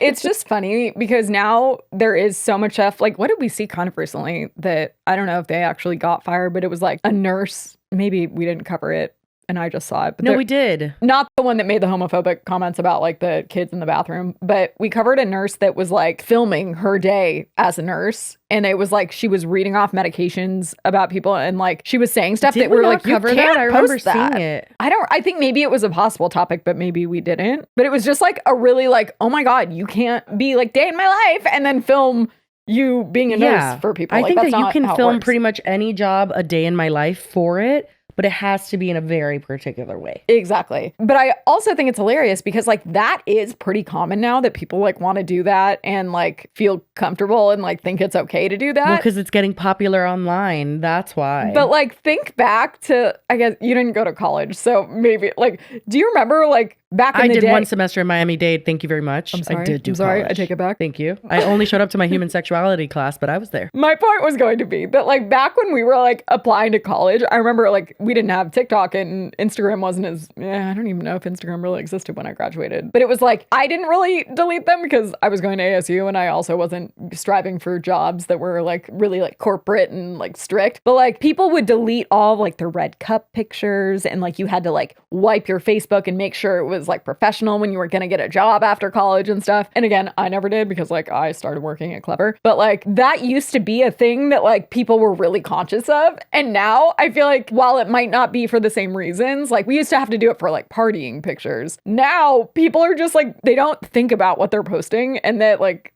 it's going to reflect badly on them possibly. And it's just absolutely an interesting development in the landscape. Well, the person we're going to be talking about, her name is Bri Marie or Bri Marie. I don't know. That's kind of confusing. And she works at Mac as a manager, but not just any Mac. She works inside of LAX Airport. And when you work for an airport, working inside of the terminals, like you have to pass through the gate like any flight attendant would, you have to do security. Like you can't just like walk right in. Like through TSA basically. Yeah. So I can almost see why in her head she would have been like, let me film this because this is like pretty unique. You know what I mean? Like a day in the life being a Mac manager, but I work inside of an airport. I think it's pretty interesting. Yeah. The problem is when you film just a little bit too much. So she doesn't talk other than like if she's talking in the video to a customer or something. It's just silent. Her whole thing is without any music, no trending music. Like I'm just showing you my day and with timestamps. So this is another thing. You're going to see literal timestamps of what her day looks like. And she's posted many of these. And I would say just in general, as a woman, that's scary. I would not tell anybody what time to expect me to go back to my car. Michelle the bartender. Yeah, like that's not smart. But I could see in her head how that was like, this might slay on, you know, the FYP. But this is like, I get when you kind of like could overlook that and not realize that that's like, oh, if someone was stalking me, they would absolutely have a leg up now because you were telling them exactly when and where you're going. No, they know everything about you. So we'll just read some of the standout ones. She's great hair. On screen, it says, come to work with me as a Mac manager inside LAX Airport with no trending audio. Timestamps included. So you know where to find me. 4:15 a.m. She's getting Starbucks. She arrives at 4:30 a.m., shows herself and like, I guess where she's even parking. Dude, you can show the most random piece of something. Like she showed the equipment and her signing into it. If somebody knows like the local shuttles and compared pictures of entrances and stuff, if they were trying to do that, she drove obviously. past like the main like LAX, like the letters that are there, but also like there's cuts. So like you don't know where she went. You don't know where she's parked exactly. But also I'm sure they have an employee parking lot so people could figure that out too. I don't know because here too, I see a lot of flight attendants park in the same parking shuttle service thing that I use. And like, I'm just a traveler. So I think they do park usually in like one of those spots because it's like cheaper or maybe they have a contract with them or something. 4:35, get on shuttle, shows the outside of the shuttle. Like, I feel like, you know what I mean? I feel like I could see some of the shuttle. If somebody was creepy, this would be bad. But this isn't even what the topic is about. I'm just saying people be careful when you're doing shit like this. In general, yeah. I feel like for this in particular, like she's going to get dropped off closest to the Mac store, I would assume. So like, I feel like it'd be probably pretty easy to figure it out anyway. Yeah, that's so true. Even just the telling people that is where you work would be enough that I don't think the rest would even matter. Yeah. Go through TSA, 4:45 a.m. On multiple occasions, she shows her badge. Like it's turned around now, but there's times where people see it. You see her name tag. That, from what I understand, is a big no-no when you work in the airport, is to film with your badge that you go through TSA with. Okay. This entire story aside and like what we're covering, the thought of having to go to the airport, get on a shuttle, go through TSA every day, like just to get to work. Oh my God. I know. Somebody said, what if you forget something in your car? Oh my God. No, too bad. Just go home. Yeah. It says 450 grab money. So this is something you're going to notice on multiple occasions. She shows herself how she takes out money, counting it at night, how much her deposits are, things like that. Like what her route is with the money. Yeah. It was getting a little... Catch me outside of the Mac store at 5 a.m. with a fucking briefcase of money. Like what? And I get that people are interested in like the like intricacies of your job Of and stuff, but course. also like I don't know if those are particularly necessary. No, absolutely not. typing in her code and Yeah, shit. that you would absolutely be able to figure out. 100%. Not the lipstick blankets.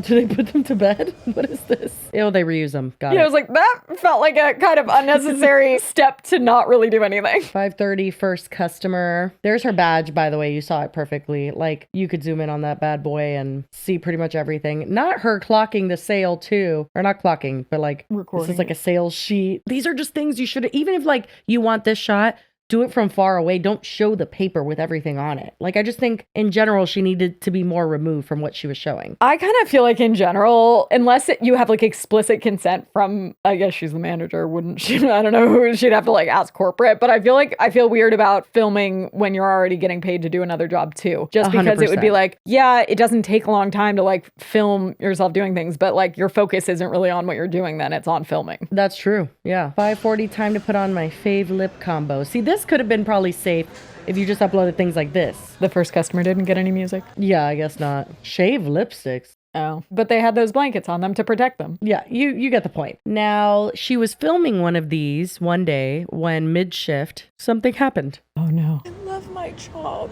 I would have never done anything to jeopardize it. Okay, this is her editing, by the way. So she starts it off by showing her crying, obviously in distress, saying, I love my job. I would have never done anything to jeopardize it. And I think that quote, a lot of people are like, but you did. Girl, my love.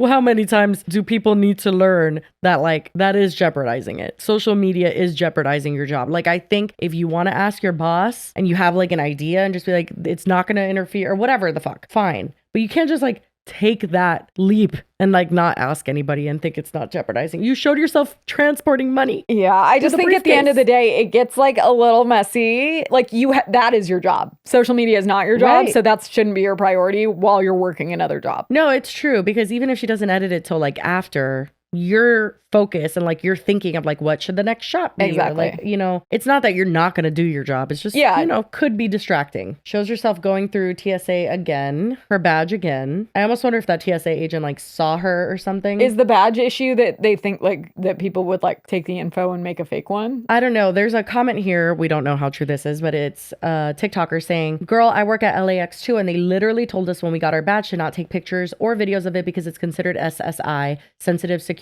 info for people can copy it to get to restricted areas. So yeah, it's like a catch me if you can situation. Like if they know what it's supposed to look like, love that movie. You know, all sides of it, then they could technically recreate it to go in, which is obviously terrifying at an airport. Yeah, like it shouldn't be easy to do that. Like I know even I've seen videos of people like sneaking into concerts and stuff and they'll figure out what the press badge looks like and they'll copy it. That makes a little more sense that they would be able to get away with that. It feels like you shouldn't be able to make fake versions of... Dude, people make fake versions of everything. You get some of this shit on the dark web or something and some crazy motherfucker wants to do some shit in an airport. I could see it being a problem. So at 10 a.m. she showed herself getting money again. Have a good day, y'all. Where are you flying to today? Just oh, fun. Are we going to visit or is that where we're from? That's home. Oh, yeah. Yeah, you got to stop by and say hi. What's your name? I'm Jenny. I'm Bri. Nice to meet you. What are we looking at? What are we looking at? Here's you. So we're out of NC-17. That's probably what it was. We're out of NC-17. You want me to make you a sample of it though? That way you can, I got you. Babe, did you want to take a picture of the bottle and the color? Yeah. That way we know for next time. Here you go, my love. Thank you so much. You're welcome. You have a great day. It's a syrup that you're going with, right? Yes. Like this isn't sensitive information, but like how is she filming the shot? Yeah, maybe it clamped to something. Like or did like she a ask the customer though? So like that feels like... Oh, probably not. But it Probably just seems like that angle seems kind of an intrusive, like you wouldn't know it was there kind of thing. No, they knew that she put it there, yeah. It's another just extra step that I feel like was like, maybe just don't film it and do your job. Yeah. And it says on screen 10:45 demo a lip liner. And I believe she gets fired at 11. So let's see. Mixed together. There we go. Oh, 11 Oh my get God. fired. With her box of shit.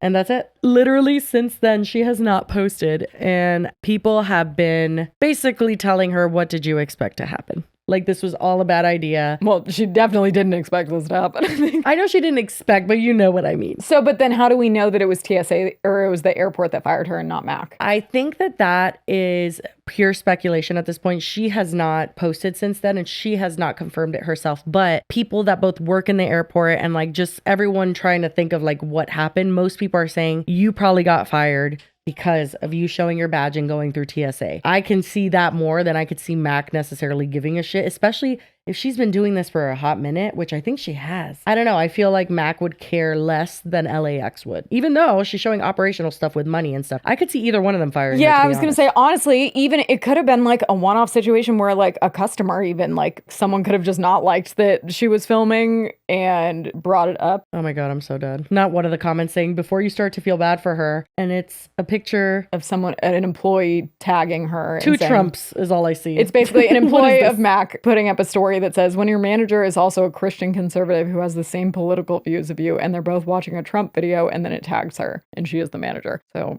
interesting. Oh, brother. No, I honestly didn't really even feel bad for her to begin with. I know that sounds maybe mean. Somebody lost their job. Jobs are very important. But I saw it as like, girl, like this was a learning opportunity. You showed way too much. And for your safety, I'm glad that it ended. Like I was saying, yes, the security stuff I think is its own issue. But even just filming your job in general, I feel kind of weird about. I agree. Like if Mac just fired her, I wouldn't be like, how dare they, you know? Yeah, I agree. Well, God bless Queen. I guess she's probably, I mean, she usually posted a lot more often. And since she got fired, she hasn't posted. So I assume she's going to probably go, ghost for a little bit as people are dogging her for losing her job in this way. And then she'll probably come back, either address it or not, and then just continue on. But I did find it interesting that is so normalized on social media to share that much. And I just wanted to say, don't do that. Yeah, no, like I know you probably wouldn't, but think just about in case you thought all about of the potential consequences of what it might lead to. And even like when we talk like showing the front of your house or like showing what your door look like, people can find stuff way easier than you think they can. And then 100%. When you add in the whole security situation with the airport, like there's a comment here from I guess a flight attendant, and says people in these comments not understanding why she was fired is why companies put social media policies in place. The airport fired her because she works for the secure side of the airport and she showed her SIDA badge and procedure to get in and getting her till for the register. Terrorists can replicate a similar looking badge to bypass. So that's absurd to me though. Like they shouldn't be able to replicate a similar looking badge. Like it should be like with IDs, how you can like scan them to make sure that they're not, or like with counterfeit 20s or 100s. Yeah, but haven't you ever heard with the IDs, like they make scannable ones now? I'm sure they do. Yeah, no, it just feels like they should figure out a way to have that not be able to happen. Should get better. It should be done with like even just like a chip in it that can only be bought by them or provided by them. But I also am just curious like what led to it, because it has to be that someone like a flight attendant or someone saw her content and then reported it. Like I don't think the airport people are just like perusing TikTok and, Right. No, I agree. But anyway, that's pretty much it. So we love the internet. Indeed. Okay, so I'm gonna shout out to our editor and my brother Joey, who sent me this as a We Love the Internet, and it was pretty funny. Editor and her brother Joey are the same person. Huh? It sounds like you're referring to two people. It was like they're the same person. Joey is our editor. Brother Joey, same person. Yep. It says when your cousin drinks too much and you convince her that she is a vampire and needs an invite to come in. What? Which I just think is so fun. You cannot come in. Why y'all don't want to let me in? Because we are not getting bit by you. I'm sorry. But it's just fun and games. No. I just want to come and play spades. No. What about Uno? No, you are not welcome in here. I got chicken boxes. What about crabs? No. I got crabs. Y'all don't want the crabs? No. That's real crazy. DJ, you gotta go over there. From just walking in here. No, don't get away, DJ. But DJ, don't you want to tell me to come in? No. Walk in, you just walk in. I need you guys to. I mean, just tell me. No. Horrible negotiating skills. She's literally just behind like a screen door. Like, is it locked or is she just like genuinely like, You have to tell me to come in. No, I think that she's fucked up, and then they thought it would be funny to get her to try to be a vampire. I love it. You know what I mean? I Like, I love don't it. think she thinks that she's a vampire and can't come in, but she's definitely convinced that that's what she needs to do at this current moment. Isn't the guy in the bathroom in the background going like, just come, just open the door? Is that what he was saying? I think so. And she's like, you need to invite me in. Yeah. And what's funny is this is what actually ended up working. A little dance. Yeah, just a little dance. You hear people in the background going, vampire! And I fear he could not resist. Not her jumping back into it. There he goes. It definitely wasn't locked. No, it definitely was not logged. Oh my God, that's horrible hilarious. convincing skills. Yeah. I mean, not when she said it's all fun and games. Oh my God, look at this comment. You'll appreciate it. Oh no, you can't see picture comments here. No, it has that's to so be on your phone. unfortunate. It's the what's that movie with the little kid vampire who's blonde? Oh, it's Jonathan Lipnicki. I don't know what the movie. It's just called Little Vampire. Little Vampire. Yeah, he's from. Anyway, 1000 somebody Hours. put a picture of him with fangs and said it's all just fun and games, and like people photoshopped her with fangs. It was just like it's all just fun and games. Oh my God, Anyway, no, that's really funny. It was funny. Love it. Have you seen the guy that has like befriended all of the neighborhood squirrels? No, I don't think so. And he has cameras set up, but like he's like genuinely befriended them, and to the point that they have names and they respond to him, and like they come. Like it's insane. I believe that squirrels are smart. I highly recommend going to this guy's page and watching like any of his videos, because honestly it blows my mind that he's been able to do this. His name's Derek Downey Jr. It says, look who showed up on the balcony after being away for a month. Maxine. What's up, girl? Maxine. What's She up? said, oh shit, you can see You me. back on the patio. Here I come. Hey, wait a minute, girl. He's like talking to her through a Ring camera. Where she at? Look at her. They have a house too. Maxine. Oh my God. Girl. Hold on. Hold on, girl. Hold on. They sniff like that? Oh, literally they're like best friends. I'll be right back. I'm gonna go get you something. I'm gonna go get you your bag. All right? Get ready for his You're gonna get present off for my her. butt. I'll be right back.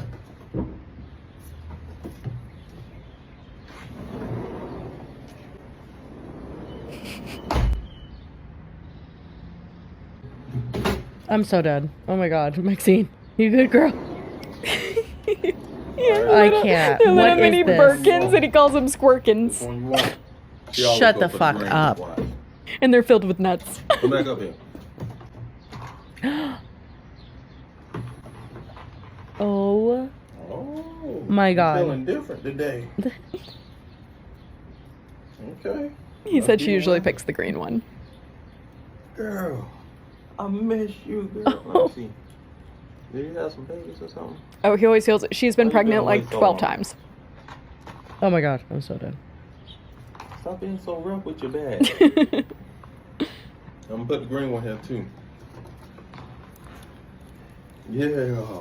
Dude, I'm not joking. Things like that give me so much faith in humanity and make me feel so happy. No, you need to watch his videos. It's the cutest thing ever. I mean, just what a lovely human being. What I Wow. feel like I watched one where he like trimmed down, I don't know if it was Maxine, it could have been one of the other ones. He like trimmed one of their teeth that they'd gotten too long, and it was like cutting into their mouth. They're just wild squirrels, and they all love him. And he has like a little house for them on his patio. He has it all Oh set my up. God, He talk about cleans living the it dream. regularly for them. It's adorable. Wow, how beautiful. I know. Well, that was one of my favorites. That was great. Thank you. You're welcome. Anyway, guys, that's all we've got for you. And if you've reached the end, we appreciate you very much, but there's nothing left, so we really must be going. I need another nap. Yeah, it's been a rough few days. Anyway, as always, we hope you enjoyed this and enjoy the rest of your weekend. And then we will see you on Monday.